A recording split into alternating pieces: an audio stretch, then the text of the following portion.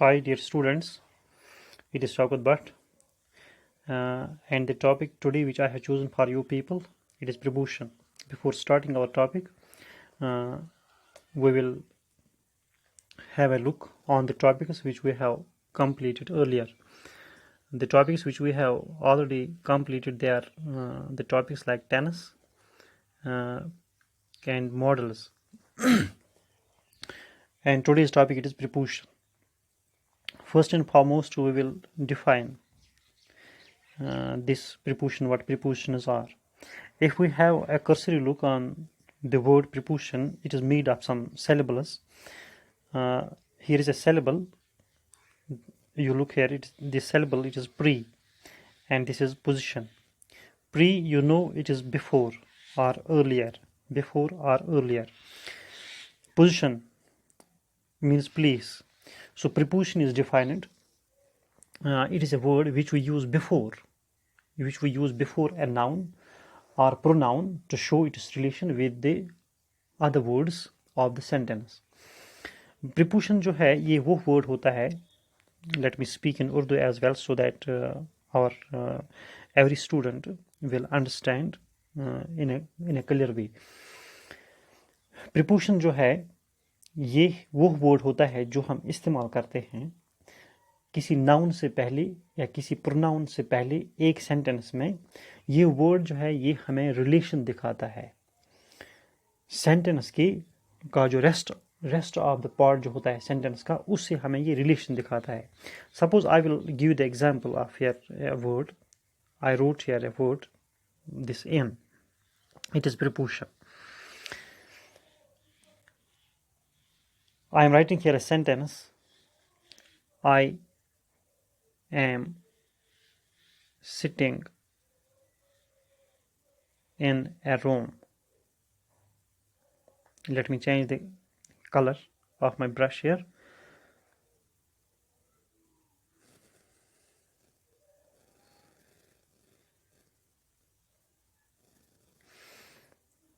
I am sitting in the room. Here this is personal pronoun and this is room. Here it is also noun. This personal pronoun and this noun. इस आई और इस room के बीच जो relation जो है वो हमें पता चलता है इस इन से. ये इन जो है ये हमें रिलेशन दिखाता है आई और रूम के बीच. सो ये डेफिनेशन हम देखेंगे क्या डेफिनेशन जो है क्या ये सूट हो रही है. Because grammar whatever we teach in grammar it always demands proof. In the beginning I taught you it is a word which use it before a noun और प्रोनाउन. इस noun से पहले, room से पहले मैंने यहाँ पर इस्तेमाल किया. कॉमन नाउन है यहाँ पर रूम. रूम से पहले मैंने यहाँ इन का इस्तेमाल किया है. और आई के बाद मैंने यहाँ पर ये इस्तेमाल किया है. ये इन जो है ये रूम से पहले इस्तेमाल हो गया. तो just it is use pre. It is use pre. I am suppose here to explain this pre before. ये वर्ड जो है ये अपनी पोजीशन ले लेता है before noun. It is necessary for it to use it before noun. तो definition जो है डेफिनेशन में यहाँ पर क्लियर हो गई. We came here to the conclusion that it is a word which we often use, which we always use before the noun to show the relation. अब इसके बाद जो है हमारे पास प्रीपोजिशन जो है बहुत सारे टाइप्स के होते हैं. सबसे पहला प्रीपोजिशन ऑफ टाइम. जो टाइप्स होते हैं प्रीपोजिशन के, सबसे पहले हम लिखते हैं preposition of time. Preposition of time पहला टाइप. प्रीपोजिशन ऑफ टाइम जो है इसमें हमें कितने प्रीपोजिशंस आते हैं. इसमें हमें इन आता है, इसमें एट, और इसमें one more preposition it is on. उसके बाद है preposition of place. Preposition of place में once again we have in, at and on. Then we have preposition of direction. Preposition of direction. तो इसमें है हमारे पास the words which we use in preposition of direction. इसमें हमारे पास है towards. इसमें है through. इसमें है into. उसके बाद जो है हमारे पास जो प्रीपोजिशंस है वो है प्रीपोजिशन ऑफ एजेंट. वो है preposition of agent. Preposition of agent. Preposition of agent जो है इसमें बाय और इसमें है और विद। इन प्रीपोजिशंस को हम समझाएंगे कौन सा प्रीपोजिशन कहाँ पर और किस तरीके से इस्तेमाल हम करते हैं। सबसे पहले preposition of time. Preposition of time जो है इसके पास, इसको एक्सप्लेन करने के लिए, इसको समझने के लिए हमारे पास एक टेक्निक है। यहाँ पर जो आप स्क्रीन पे देख रहे हैं, एक तो है हमारे पास, सबसे पहले हम यहाँ पर लिखेंगे प्रीपोजिशन ऑफ टाइम। अब हम एक्सप्लेन करेंगे प्रीपोजिशन ऑफ टाइम क्या होता है और हम कैसे इसको इस्तेमाल में लाते हैं। प्रीपोजिशन ऑफ टाइम वो प्रीपोजिशन है जिसमें मैंने पहले भी बोला है, इसमें इन है, इसमें एट है और इसमें ऑन है। ये वो तीन प्रीपोजिशंस है जिनको इस्तेमाल करने में स्टूडेंट जो है वो ऑफन कंफ्यूज रहते हैं। प्रीपोजिशन ऑफ टाइम को समझने के लिए हमारी स्क्रीन पे यहाँ पर जो दिया गया है, एक है इस साइड में कैलेंडर है, ये देख रहे हैं आप, और इस साइड में वॉच है, कैलेंडर और watch.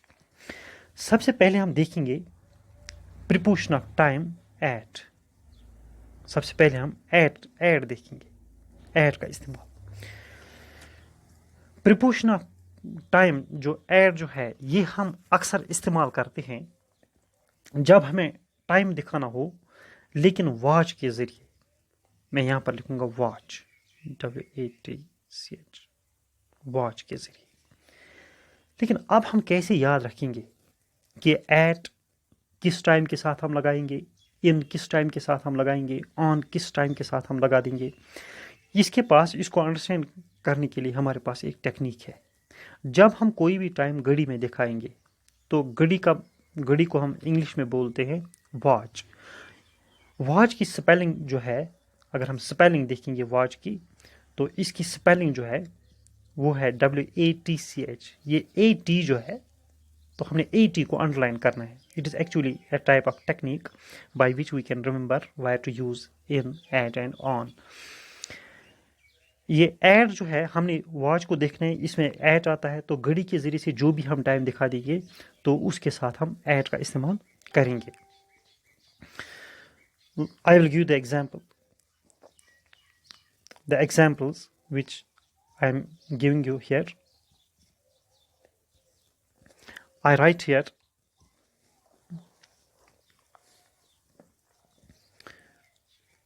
he reached here, he reached here at 3 o'clock। ठीक है, उसके बाद मैं लिखूंगा one more example, I get up dash 7 AM। तो मैंने इन को यूज़ करना है, मैंने ऑन को यूज़ करना है, मैंने एट को यूज़ करना है। मैं सीधे जब मुझे इस तरह अंडरस्टैंड ये हुआ है कि जब हमें टाइम जो है दिया गया हो घड़ी के ज़रिए से, तो मैं यहाँ पर लिखूँगा एट। इस तरह से हम एट को अंडरस्टैंड करते हैं। या मैं ये कहूँगा the movie is going to start dash 3 AM। तो डैश में मैं सीधे लिखूंगा एट, क्योंकि जो घड़ी के ज़रिए से जो मैंने यहाँ पर आपको टेक्निक बताई है, जो वॉच में हमें जो भी टाइम दिया गया हो, बाद में हमने प्रीपोजिशन का इस्तेमाल करना हो, तो हम सीधे उसके साथ एट का इस्तेमाल करेंगे। अब उसके बाद जो है, यहाँ पर आप कैलेंडर भी देखते हैं, कैलेंडर भी आप देखते हैं। कैलेंडर में हमें सबसे पहले क्या देखने को मिलता है, यहाँ पर हमें देखने को मिलता है डे। आप देख रहे हैं, तो कैलेंडर में हमें यहाँ पर डे देखने को मिलता है, Sunday, Monday, Tuesday, these are the days. और यहाँ पर मंथ है, ठीक है ना। तो यहाँ पर हमें डेट्स भी देखने को मिल रहा है, यहाँ पर हमें ईयर भी देखने को मिल रहा है, ठीक है। तो सबसे पहले हम डे और डेट को निकालेंगे। ये लिखूंगा मैं यहाँ पर डे और डेट, यानी D²। डे और डेट के साथ मैं ऑन का इस्तेमाल करूंगा, ओह एंड ऑन। यहाँ पर मैंने इसको बिल्कुल अलग कर दिया है। कैलेंडर में मुझे बहुत सारी चीज़ें देखने को मिलती है। इसमें हमारे पास सबसे पहले डे है, उसके बाद डेट है, उसके बाद मंथ है, उसके बाद ईयर है। सबसे पहले मैंने डी स्क्वायर को अलग निकाला है। डी स्क्वायर का मतलब है डे एंड डेट।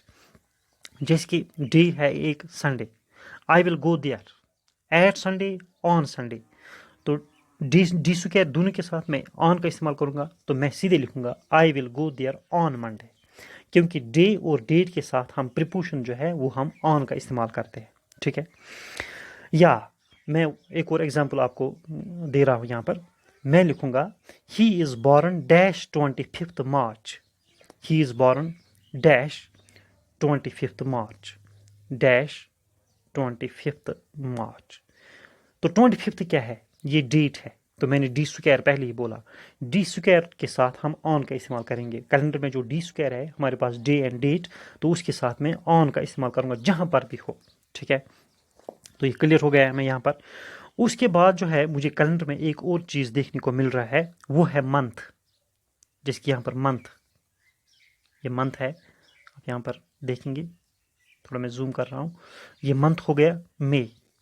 तो मंथ्स के साथ हम इन का इस्तेमाल करते हैं। मंथ्स के साथ मैं इन का इस्तेमाल करता हूं। उसके बाद यहां पर ये आपको देखने को मिल रहा है 2020, यानी कि ईयर के साथ हम इनका इस्तेमाल करते हैं। तो इसके एग्जाम्पल्स हम देंगे।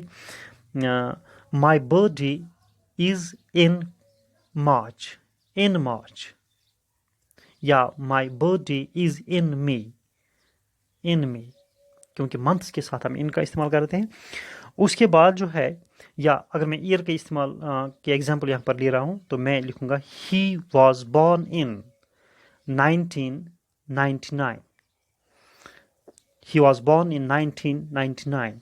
His birthday is in 2011.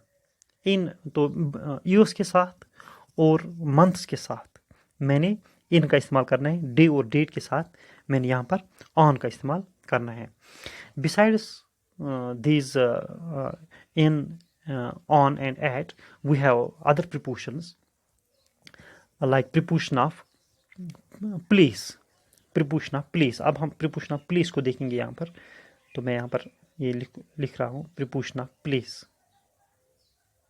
Preposition of please में मुझे अगेन इन और एट है। तो इन एट जो है, at is used for small towns and villages. सबसे पहले एट जो है ये मैं लिख रहा हूं स्मॉल टाउन्स एंड विलेजेस। तो एट जो है ये हम स्मॉल टाउन्स और विलेजेस के साथ इस्तेमाल करते हैं, या हम दूसरे सेंस में ये कहेंगे तो एट जो है ये हम एग्जैक्ट लोकेशन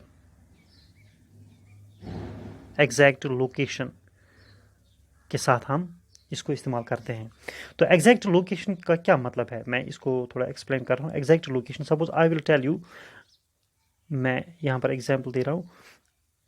एग्जैक्ट लोकेशन का क्या मतलब होता है? I wait for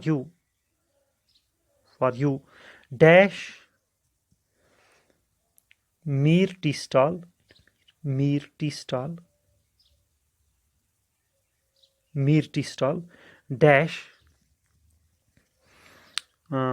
dash Baramulla. तो यहां पर हम क्या लिखेंगे? I will wait for you dash Mir tea stall. तो मीर टी स्टॉल जो है ये एग्जैक्ट लोकेशन है। तो मैंने आपको पहले ही कहा कि एग्जैक्ट लोकेशन जो है इसके साथ हम एट का इस्तेमाल करेंगे। तो let me change the colour of my brush hair. तो यहाँ पर ये एग्जैक्ट लोकेशन है। तो एग्जैक्ट लोकेशन के साथ जो भी एग्जैक्ट लोकेशन हो तो उसके साथ मैं एट का इस्तेमाल करूँगा। और जो बिग सिटीज़ जो है, बिग सिटीज़ के साथ हम इन का इस्तेमाल करते हैं। तो मेरा सेंटेंस क्या बन गया? I wait for you at Mir tea stall in Baramulla.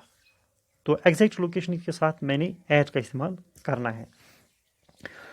उसके बाद जो है जो बिग सिटीज़ जो है, मैंने यहाँ पर इससे पहले ये भी कहा कि जो हमारे पास बिग सिटीज़ जो है, बिग सिटीज़ एंड टाउन्स, उनके साथ हम इन का इस्तेमाल करते हैं। Suppose he lives in Delhi, he lives, हम एट का इस्तेमाल नहीं करेंगे, हम इन लगाएंगे, ही लिव्स इन दिल्ली, क्योंकि दिल्ली जो है ये एक बहुत बड़ी सिटी है। तो उसके बाद हमारे पास और प्रीपोजिशंस है, like in and within. These are the prepositions which are often asked in your exam. In and within. Within. In and within. इसमें डिफरेंस क्या है? इन और विदिन जो है ये दोनों फ्यूचर टाइम को बयान करते हैं।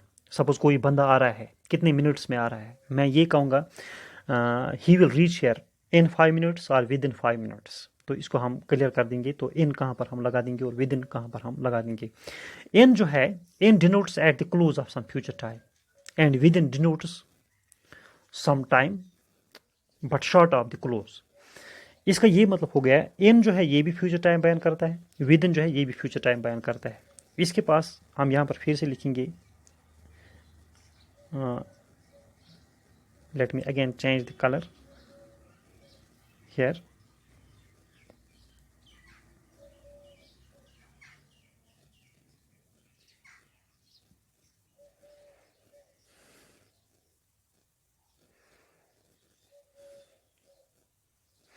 हाँ, ये इन जो है और विद इन दोनों जो है ये दोनों बयान करते हैं फ्यूचर। लेकिन कौन सा टाइम ये बयान करते हैं, फ्यूचर का कौन सा टाइम? तो इस इन और विद इन को याद रखने के लिए हमारे पास एक टेक्निक है। इन में लेटर्स जो है वो सिर्फ 2 है, विद इन में लेटर्स जो है 1 2 3 4 5 6, इसमें 6 लेटर्स है, इसमें 6 है और इसमें 2 ही है। तो इस टेक्निक से हम याद रखेंगे, ये भी फ्यूचर टाइम बयान करता है, ये भी फ्यूचर टाइम बयान करता है। जब फ्यूचर टाइम बहुत कम हो, जिसकी यहाँ पर 2 ही है, तो कम फ्यूचर टाइम के साथ हम इन का इस्तेमाल करते हैं और ज़्यादा फ्यूचर टाइम के साथ हम विद इन का इस्तेमाल करते हैं। ये टेक्निक है, क्योंकि हम कैसे याद रखेंगे, विद इन जो है इसमें 6 लेटर्स है, इसका मतलब ज़्यादा फ्यूचर टाइम है।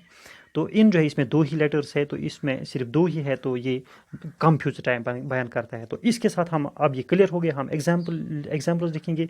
हम लिखेंगे यहाँ पर he will come back, he will come back, he will come back dash 3 months। फिर यहां पर ये सेंटेंस है, he will come back dash 3 minutes। ये टेक्निक है, हम इसको कैसे याद रखें। he will come back within 3 months, within ज़्यादा फ्यूचर टाइम है, विदिन 3 months जो कम फ्यूचर टाइम होगा in 3 minutes। तो इस तरह से इन और विदिन जो है ये क्लियर हो गया यहाँ पर। उसके बाद जो है एक और प्रीपोजिशन जो है, पेयर है प्रीपोजिशंस की, जिनमें ऑफन हम कंफ्यूज हो जाते हैं, स्टूडेंट्स ऑफन कंफ्यूज हो जाते हैं, जो एग्जाम्स में अक्सर पूछे जाते हैं। तो ये है इन और इंटो। इन और इंटो। इन जो है, in denotes position at rest. मैं इन की बात कर रहा हूं। इन जो है ये पोजीशन को डिनोट करता है, बट एट रेस्ट पोजीशन को डिनोट करता है, लेकिन जब बॉडी पहली से ही किस में हो, रेस्ट में। जैसे कि मैं कहूंगा Mohan is in the library. Mohan जो है वो पहले से ही लाइब्रेरी में है, तो मैं कहूंगा कि मोहन पहले से लाइब्रेरी में है, तो मैं ये कहूंगा कि Mohan is in the library. Mohan is in the library. अब अगर कोई बंदा लाइब्रेरी में जा रहा है या लाइब्रेरी से आ रहा है, मैं कहूंगा he came into the library and started looking for a book. He came, क्योंकि वो अभी आ रहा है, अभी मोशन में ही है, तो मैं ये कहूंगा he came into the library. तो अगर कोई बंदा किसी जगह पर पहले से ही बैठा है, तो उस रेस्ट में ही है, तो मैं उसके साथ इन का इस्तेमाल करूँगा। अगर वो मोशन में है तो मोशन के साथ हम इनटू का इस्तेमाल करते हैं।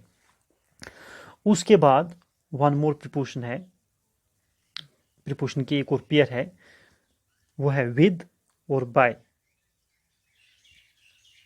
विद और बाय, जैसे कि हम यहाँ पर लिखेंगे, इसमें हम ऑफन कंफ्यूज रह जाते हैं, विद कहाँ इस्तेमाल करेंगे और बाय कहाँ इस्तेमाल करेंगे। इसके लिए हमारे पास एक टेक्निक है। टेक्निक ये है कि विद जो है ये हम इस्तेमाल करते हैं इंस्ट्रूमेंट्स के साथ।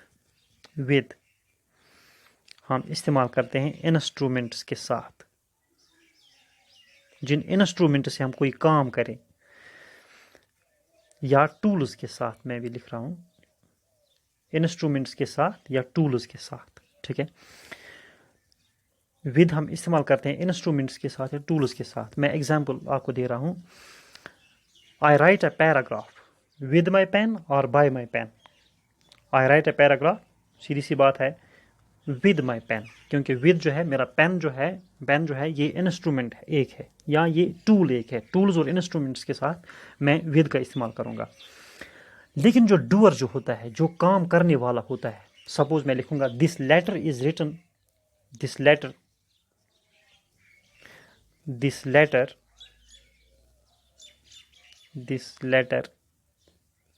is written dash him dash a pen। तो विद और बाय का इस्तेमाल मैंने करना है।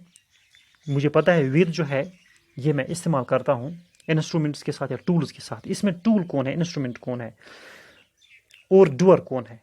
This letter is written by him, मैं यहाँ पर बाय का इस्तेमाल करूंगा क्योंकि बाय जो है ये हम डूअर के साथ इस्तेमाल करते हैं, और इंस्ट्रूमेंट्स के साथ और टूल्स के साथ हम विद का इस्तेमाल करेंगे।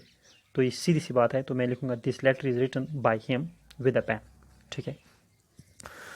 तो ये कुछ प्रीपोजिशंस थे जो अक्सर पूछे जाते हैं एग्जाम में।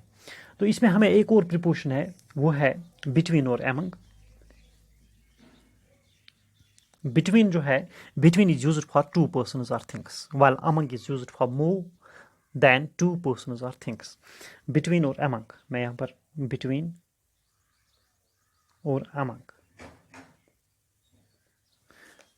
बिटवीन और among। बिटवीन जो है it is used with two persons only, and this among is used when we have more than two persons। Example, those two women quarreled between themselves। those two women quarreled between themselves। ये इसमें दो बंदों की बात हो रही है, that is why I used here between। then I will say Bitu likes to spend his evening among his friends, among his friends। तो इसमें हम लिख रहे हैं ये between और among जो है ये क्लियर इस्तेमाल हो गया है। तो उसके बाद जो है हम लिखेंगे इसमें एक और प्रीपोजिशन है, where students often feel confused, they are beside and besides। beside and besides, मैं यहाँ पर लिख रहा हूँ beside and besides, beside and besides।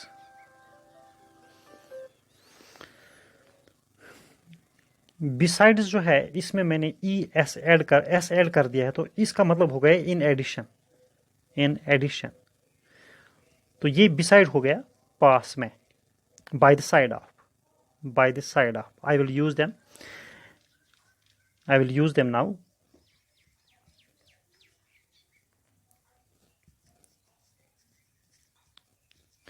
Beside,